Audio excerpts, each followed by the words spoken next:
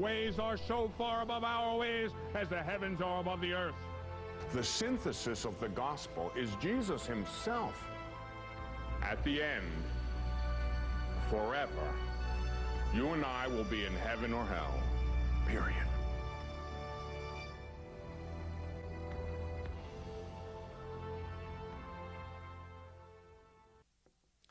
God did not make death, and he does not delight in the death of the living, for he has created all things that they may have life. God created man for incorruption and made him in the image of his own eternity. But through the devil's envy, death entered the world, and those who belong to his party experience it. God's essence, his nature, is to exist. That is a statement from Christian philosophy and theology. God's very essence is to exist. How do I know that? God said so. Do you remember what God said to Moses from the burning bush? I am who am. Go tell the Israelites, I am sent you. The verb to be, existence. God's very essence is to exist. God is. I am. Eternally, God is. All life comes from the one who is life itself. And so we can say without any hesitation, human life is sacred. Why is human life sacred? Because it comes from God, who is holiness itself. You must be perfect as your heavenly Father is perfect, Jesus tells us. He tells us we have to actualize our potential. But we are born in the image and likeness of God. The sanctity of human life. From the moment of conception to the last moment of natural life and all points in between, human life is sacred. In the beginning, God created all that is and declared it to be good. Very good. He created man in his own image. Male and female, he created them in his own image. And when he had finished the work of creation, God exclaimed, "It is good." Very good. Life is good. Life is sacred. We have to be a people of life and a people for life. That is one of the distinguishing characteristics of the people of God. We are a people of life and for life because life is sacred. Moment of conception, last moment of natural life, and all points in between. That's Genesis 1 and 2. Then Genesis 3. The serpent, who was the most clever, the most subtle of all that the Lord God had created. And he came to Eve, the mother of all the living. That's what Eve means, the mother of all the living. And the serpent says to Eve, "Did God say you cannot partake of the trees in the garden?" And Eve says, "Well, no. God said we may partake of all the trees in the garden." Human freedom is very broad. However, God said we may not partake of the tree in the center of the garden or even touch it lest we die. Human freedom has limits. And the limits are laid down by God. God alone knows what's good and evil. for his creation. But the serpent responded, "Surely you do not believe God, the one that Jesus would call the father of lies and murderer from the beginning." Murderer from the beginning. And note the connection between lies and murder. Liar and the father of lies, a murderer from the beginning. He says God is a liar. No, God just doesn't want you to be like him, because he knows if you partake of that forbidden fruit, your eyes will be opened, and you will become like gods, knowing good and evil. In other words, deciding subjectively and arbitrarily what is good and what is evil. In other words, you play God. You decide when life begins, and you decide when life ends. Whose work is that? That's God's work. Who decides ultimately when life begins? God. He's the author of life. And who ultimately decides when life shall cease? God. You know, a couple weeks ago, I didn't know. I thought, hey, I might die. None of my business. You know, I've got to do my part. I've got to be a good steward of God's work and gifts. Well, you know, if I'm sick, I go to the doctor. I'm not so sure anymore. But, no, I do. You know, if you're sick, you go to the doctor. You have to. That's prudence. You have to do that. But after you've done everything you can, you take your medicine.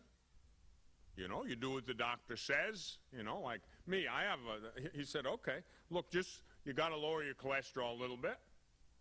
Watch what you eat. Exercise.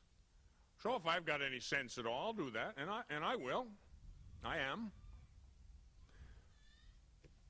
But after I've done everything I can do, I've got to abandon it.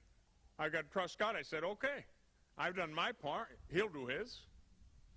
When life begins and when life ends is God's business, not mine. My life may be required from me later this evening. I'm not God. I cannot decide ultimately when life begins or when life ends. But you see, the liar and father of lies and murderer from the beginning wants you to play God. Well, how do you play God? Well, how about artificial contraception? Playing God. You're deciding when life begins or doesn't. That's God's province. That's his business. How about abortion? Playing God? You bet. Deciding when life ends. Suicide. Playing God? Yes, although we understand that people can be very distressed. And we trust in God's mercy. Murder. Playing God? Sure. You're terminating a life. That's, by the way, what terminating a pregnancy is. Watch out for verbal engineering. Right? Terminating a pregnancy, that sounds relatively benign. A lot safer than murder. And I'm not saying that the poor women who have abortions are necessarily murderers. I'm not saying that. Because a lot of them they don't know really what they're doing. A lot of them are scared, confused. But the act objectively is taking the life of an innocent. That's what it is. Regardless of intent, that's what it is in the objective order. Playing God. That's God's business. You can't play God. Genocide. Mass, huge numbers of people exterminated for this reason or that. Euthanasia. The very word in Greek, merciful death. Merciful indeed. Oh, they have, again, good intentions. It is a case of confusing soft-heartedness with soft-headedness. I don't like to see any human being suffer. I don't. And the older I get, the less I can put up with it, the less I can endure it. The older I get, the more sensitive I become. When I was young, I was a pretty tough character, pretty hardened. The older I get, the softer I get. You know, you become sensitized to human suffering. I just don't like to see any human being suffer. I don't like to see an animal suffer. And the older I get, the more that sensitivity grows.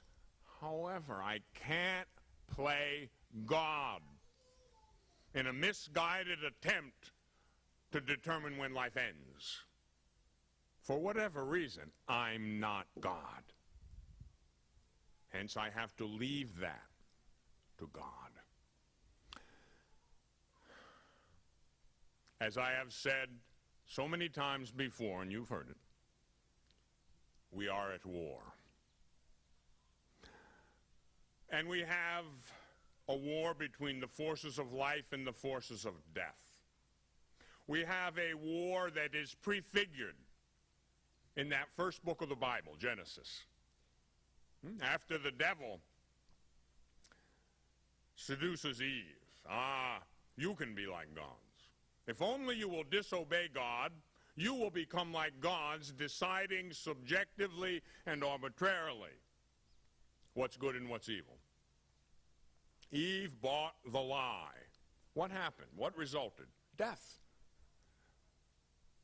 God had told Adam and Eve, if you partake of that fruit of the tree in the center of the garden, that's the tree of the knowledge of good and evil, or even touch it, you will die. She bought into the lie. The liar and father of lies presented the lie. She bit into it, sank her teeth into it. What happened? Precisely what God said would happen. Death entered the universe. Pain and suffering entered the universe. From that moment on. As the book of wisdom says, God did not make death. And he does not delight in the death of the living. For he has created all things that they might exist. Where did death come from? It came from that original sin. Pride. I can be like God. Disobedience. Partake of the forbidden fruit. Consequences? Death. Death. That's the book of Genesis, the first book of the Bible. And it's been played out ever since. And our generation, like every other generation, experiences the works of death. But our generation, unlike any other generation, has become more astute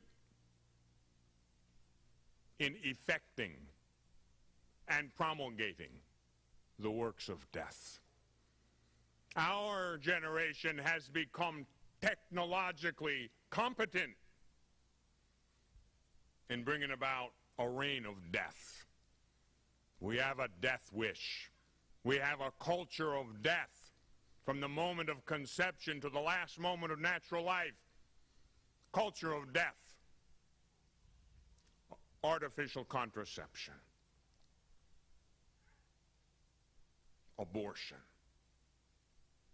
Suicide. Murder. Genocide. Euthanasia from beginning to end. From A to Z, from first to last. From infancy from zygote on, death holds sway in the culture of death. And what is the antidote? What's the answer? Life. Life is the antidote for death. And that is why God, the eternal Word, became man and dwelt among us. Jesus assumed a human nature, the one who is existence itself, the one who is life itself, assumed a human nature to endow that nature with the power to overturn the works of death. That's the work of the Savior. That's the work of the family. That's the work of the Christian. That's your work. That's my work. And make no mistake about it, we got our work cut out for us.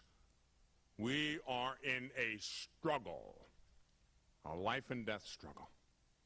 And with each passing day, the struggle becomes more violent and more evident. Let those who have eyes see. Let those who have ears hear. With each passing day, the works of death and corruption become more evident. How many abortions do you need to see it? How many Enrons and WorldComs do you need to believe it? How many scandals do you need to understand that the works of death are very much in evidence in our society and in our world? The sanctity of human life. What's our place in it all? What do we do?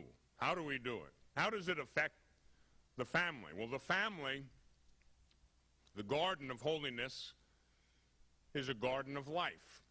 The same God who is holiness itself is life itself. The same God in whose image we are created is the one who endows us with grace. That's what allows us to do his work. That same God endows us with life and the power to do something in this battle between the forces of life and death.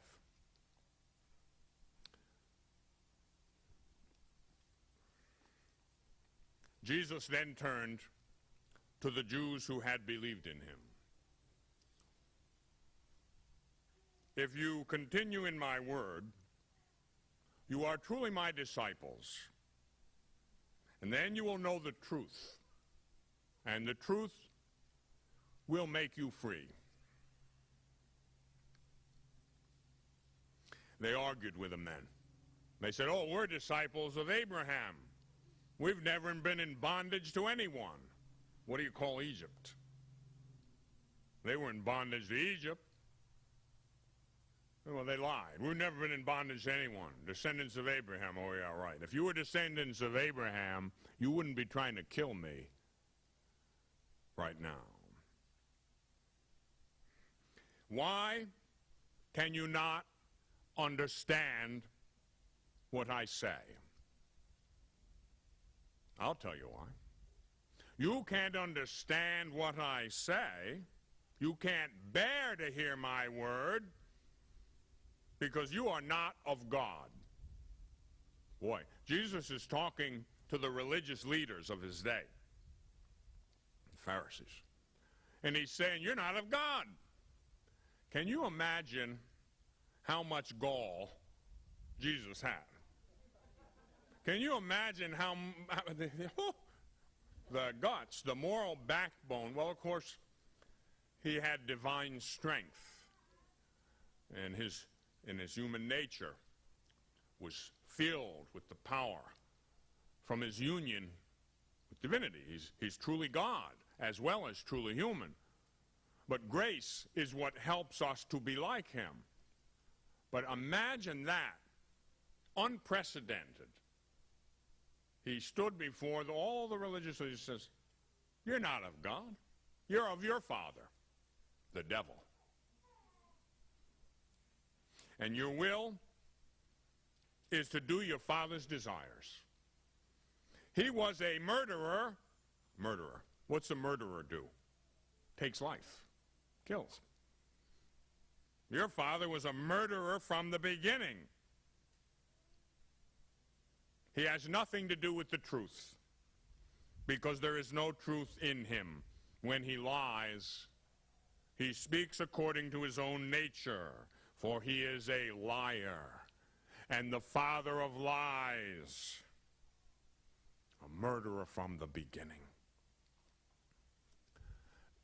Note the connection between truth and life. Note the connection between lies and death. We live in a culture of death because we have countenanced and tolerated a culture of lies. We have been confused and duped. We have been seduced by the wordsmiths. Jesus said, say yes when you mean yes, and no when you mean no. Many of the wordsmiths and pseudo-scholars would have you believe that there is no black and white, that everything is gray, that the truth and lies are not so clearly defined, that there are no moral absolutes. They would have you believe that. They are liars. The spawn of the father of lies. And the results of their work is death. Lies beget death. What is the genesis, the origin of the culture of death? Lies. Lies. The lie that it is not really a human being in the womb. I once was in, I will use a polite term, I was once in a debate. I could call it a dog fight, but I won't. I was once in a debate with a radical feminist, a Catholic, nun, radical feminist, who supported a woman's right to an abortion. Oh, there are many Catholics, maybe a majority, who believe a woman has a right to artificially contracept, and who even has a right, under certain circumstances, some might say, for an abortion. No such thing. Can you be Catholic and hold those positions? No, you can't. Can you be Catholic and hold the position that if it's in accord with your conscience, you can take the birth control pill, use condoms, or even have an abortion? No. What conscience? Well-formed conscience, malformed conscience, dead conscience. No such thing as conscience in a vacuum. Conscience has to be formed, and it has to be formed to the objective norm of church teaching, the truth, which is the same yesterday, today, and forever. Do you think after 2,000 years, and more than that, because back into Jewish history, history of the chosen people, do you think that after all that, now all of a sudden God changes the rules? Or that we've become so much more enlightened now, that now truth is a lie and lies are truth? Do you think now all of a sudden evil has become good and good evil? That transposition of the poles of reality, that turning upside down good and evil. Like in Shakespeare, when the horrid sisters chanted, "Fair is foul, and foul is fair." That could be the battle cry of the liberal mind today. Good is evil and evil is good. Oh, sexual openness. We have to be tolerant. They say you must be tolerant. Tolerance is a good thing. We must be tolerant. We must be tolerant of all good things. If God created a man black, that's good. If he created him white, that's good. God created him. It's got to be good. We've got to be tolerant of the entire spectrum of good. I've got to tolerate every good thing, but I don't have to tolerate evil. There is no such thing. Then you have stepped outside the circumference of the authentic definition of tolerance, and you have entered the realm of permissiveness. And there is a radical and essential difference between tolerance and permissiveness. Tolerance, the acceptance of a wide spectrum of the good. Permissiveness, you cross the line. When I begin to accept evil, that's not tolerance, that's permissiveness. And that act in itself is immoral and begins to facilitate and enable evil. I become a collaborator in evil. Those who think they are enlightened, far-sighted, up-to-date, progressive, who promote alternative lifestyles, who say that a woman has a right to choose. Choose what? It's the only case in all of language that I know of where you don't complete the sentence. A woman has a right to choose. Choose what? Hey, freedom's a good thing. Once again, be careful about definitions.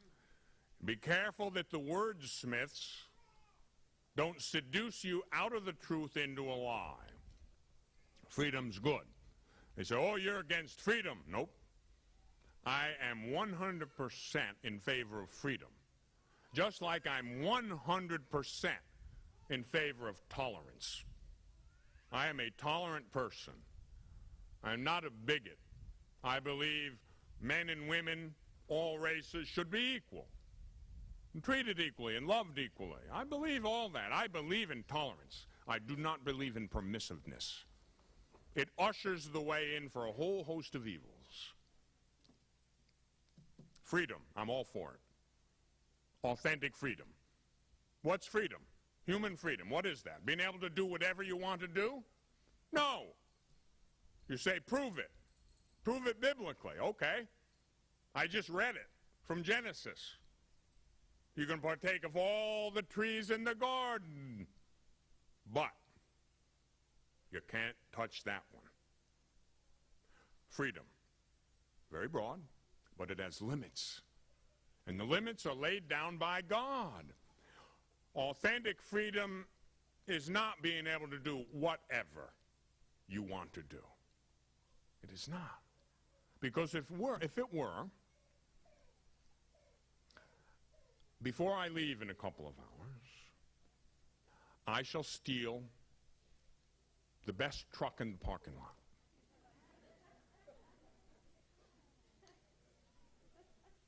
I'm free. It's a free country, isn't it? No, you dodo, you can't do that. That's not freedom. That's license. Aha. You're very smart. Exactly. And so be careful. Freedom? Yes. License? No. A woman has a right to choose. Choose what? Anything she wants? That's license. That underlying fallacious presupposition that freedom is the ability to do whatever you want to do. I have a very highly profound theological word for that. Horse manure.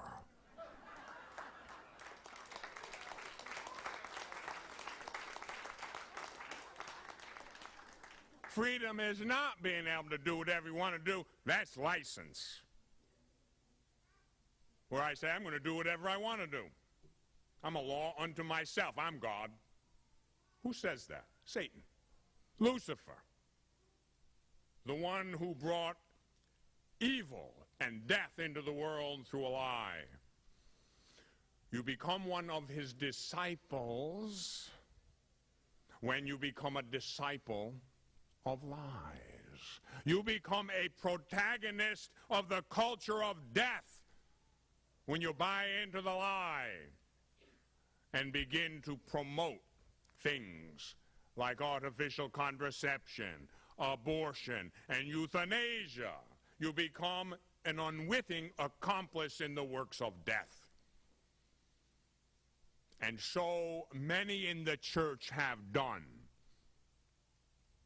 From the simplest lay person to bishops and theologians, some of them have done it. And continue to do it. But the Lord is the Lord. And the day of reckoning is fast approaching. The butt-kicking is coming. And is even here as we speak. You don't believe me? Read the headlines. If your conscience doesn't bother you, then perhaps the multi-million-dollar legal settlement will. God can effect his designs in a lot of different ways. And if we don't come along peacefully and change our mind and our heart, he'll slap us upside the head with a 2x4 to get our attention. Guess what? That's what's happening. In case you don't know it, that's what's happening. And you know what? Although I am saddened, as you are, at the sight of it, I'm grieved by it. I'm even discouraged by it. I have to say that a certain part of me says, praise the Lord. You know? I mean, how long does it have to take? How much anguish? How much corruption? How much sin? You know, we have a tidal wave of sin that's threatening to wash us away. And so the Lord in his mercy, because he loves us, he straightens us out. Like a good parent, right? In this conference on the family, we talk about being a good parent. Sometimes a good parent kicks butt. Plain English. Now, in case you are of the new breed who believes you should never correct your children. Now, I am not going to say you got to slap them upside the side of the head. No, that was my generation. And I am not promoting that, although I am not necessarily condemning it either. That's up to you. But there are probably other ways to do it. But guess what? You better come up with the other way. And the other way better be at least as effective in order to use it. In other words, don't be permissive. Be tolerant. Be intelligent. Be responsible. But don't be permissive. You do not want to stand before God and explain to the Father why one of his children is in hell because you were lax, indifferent, or cowardly.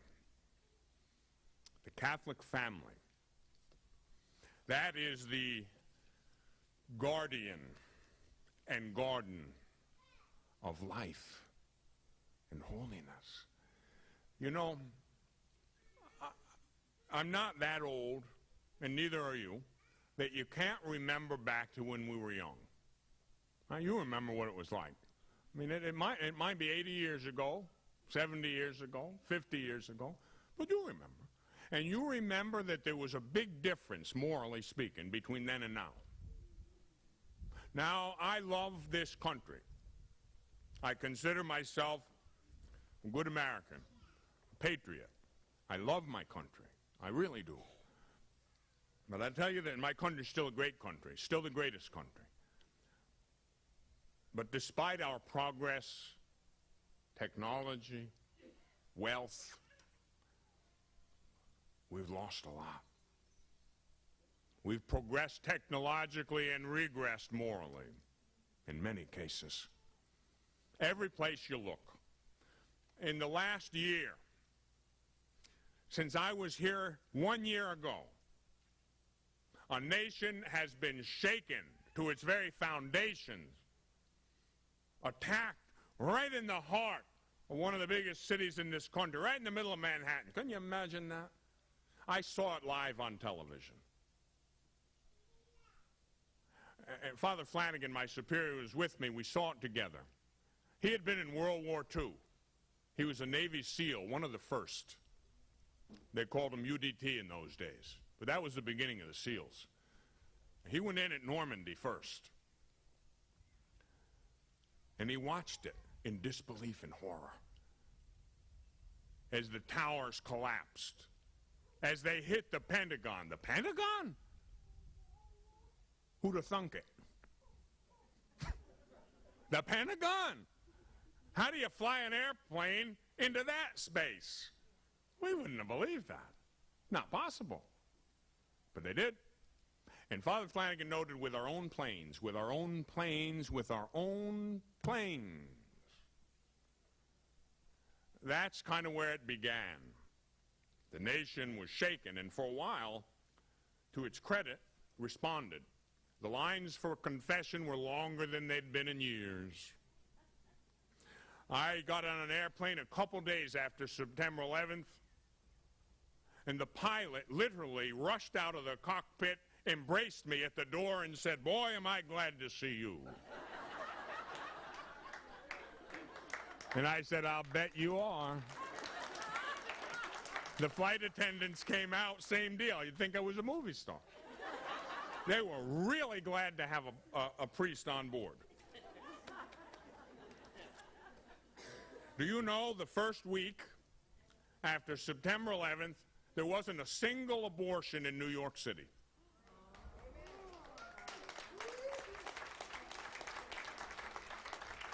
Planned Parenthood had to advertise and do them for free to get business going again.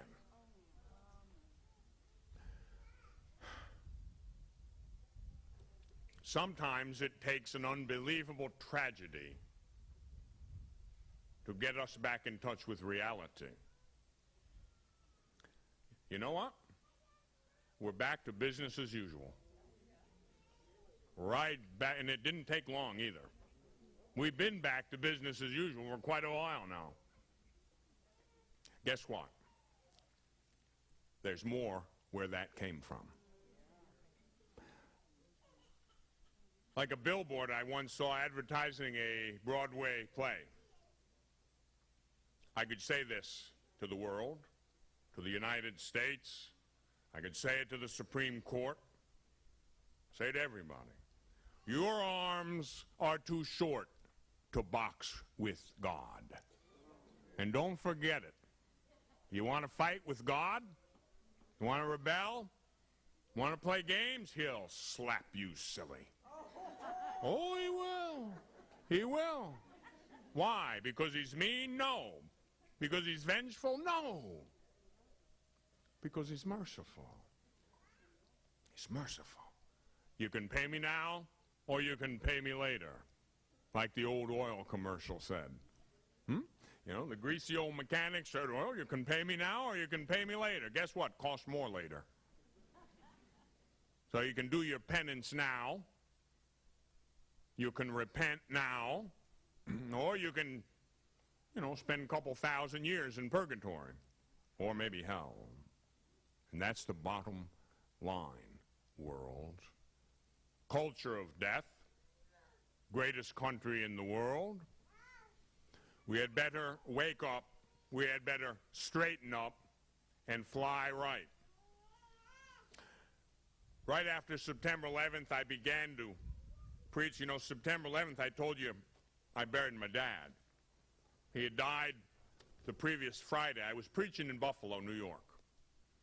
And I finished the Friday night session, and I was going to go back to my hotel. And Tamara, my office manager, was with me. She said, "Wait a minute, I got to talk to you." And she took me aside and said, "Your dad passed away." And the people were very understanding. They said, "We understand if you want to go home right away, cancel." But you know, my father wouldn't have liked that. He was always concerned that I be gainfully employed.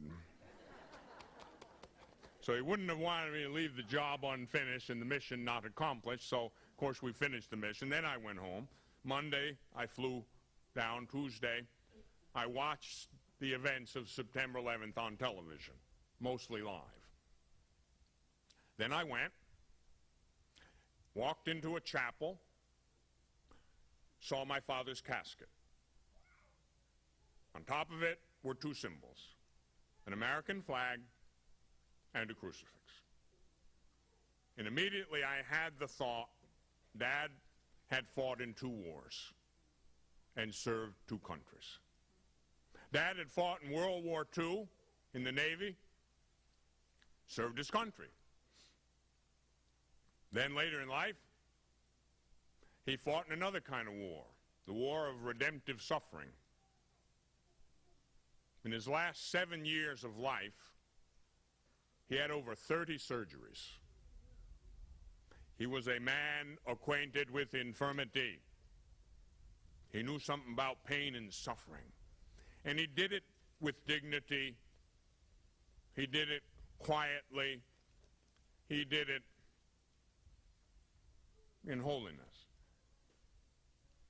He was a member of what has been called the greatest generation. Some of you are members of that generation. And I began to preach along the lines of what came to me. I did the homily and the eulogy at my father's funeral, and I preached about serving 2 countries. United States, heaven. 2 wars, 2 countries. Our real homeland is heaven. 2 ways are set before you, O man, the way of life and the way of death. Therefore, choose life. Choose life. Choose the truth. Be in love with the truth. Be enamored of the truth. Be totally imbued with the truth, that you might radiate the truth, that you might give witness to the truth, that you might live the truth, that you might, if necessary, die for the truth. Be a soldier in the army of life. Be a people of life and a people for life. And wherever the forces of death are at work, take up the battle cry of life, battle cry of God's people, a holy people, a people of life. From artificial contraception to abortion to murder and mayhem, all the way to euthanasia. You got to fight it. In this great nation, I guarantee you that if more than 60 million Catholics would have lived their faith and been faithful to their faith over the last 30-some years, we'd have a very different country and a very different world. But 75% of Catholics in most places don't even go to Mass on Sunday. They're not receiving the sacraments. They're living in a state of serious sin. A large number of them are engaged in artificial contraception. They have the same mind as the world, the secular world, no different. They are not the salt of the earth, and they are not the light of the world. And so the majority of the world wanders around in darkness. Salt, what's it used for? To preserve? You preserve food with salt, right? Well, you need the salt of the earth to preserve the world from corruption. Where was the salt at Enron? Where was the salt at Arthur Anderson? Where was the salt at WorldCom? Where's the salt in the medical and legal profession? Where was the salt in the priesthood, the episcopacy? And Jesus said, if the salt loses its savor, it is good for nothing, but to be thrown out and trodden underfoot. And salt is used to give taste. You think we have a tasteless society? It's because the salt of the earth has lost its savor. I don't blame it on the pagans. I don't blame it on those who are running around out in the world living in sin. I don't blame them. I blame us. We have failed to be the salt of the earth and the light of the world. And so we have gone from bad to worse. And it is not over yet. We need to change.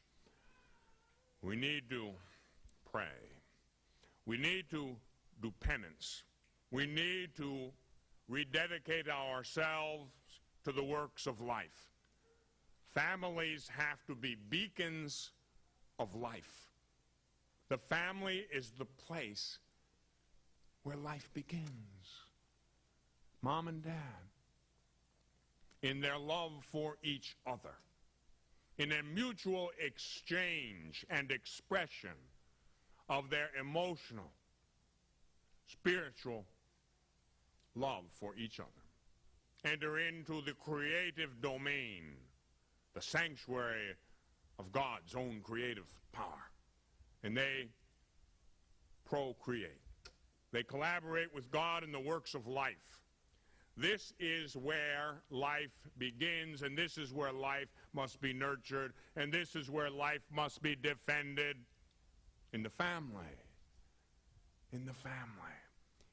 If the Catholic family is just like all the world around it, the neo-pagan world, the corrupt world, the salt has lost its savor. The light is no longer, in fact, light, but darkness. And if your light is darkness, how deep, how very deep will the darkness be?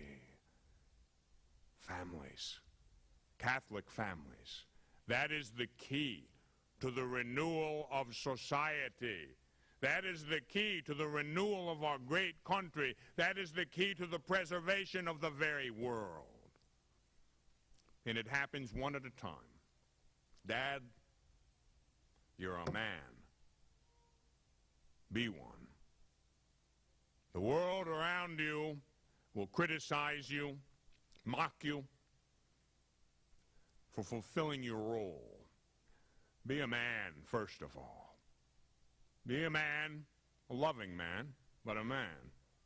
Be a husband to your wife. Be a leader. Be the head of the household, not a tyrant. Doesn't mean that. But be a man, a good husband, and a good father. Families depend on that. Now, I understand that there are many single-parent households, and I tell you, I grew up in one. And God bless you. If it's the mom or the dad who's doing the work, raising the kids, all right. It's not an ideal situation. You make the best of it, and God will bless you. But listen, we've got to restore the integrity and dignity and sanctity of the Catholic family. A failure to do it is a failure indeed. And the very preservation of society and civilization depends upon this. Happens one at a time. Dads, men, be dads, be husbands. Women, same advice to you. Be strong. The Blessed Mother as your example. The great women of the Bible as your example. The Old Testament, Judith, Ruth, great, strong, noble women. God's creation. And together, male and female, that he did indeed create them, husband and wife, united, indissolubly united in the bond of holy matrimony, families, begetting children, families, gardens of life, families, gardens of holiness. Do your part. Do your part. Strengthen and sanctify your families, one at a time. And then when it's over, and I'm going to tell you it's going to be over sooner rather than later for most of us. 50 years is nothing in the context of eternity, and I don't have 50 left. I might have one, I might have 21, I don't know. But I know every minute's precious, and I better get to work, and you too. And so our prayer is for each other, and our prayer is for families, and our prayer is that God will bless us and bring to completion the good work he has already begun. God bless you.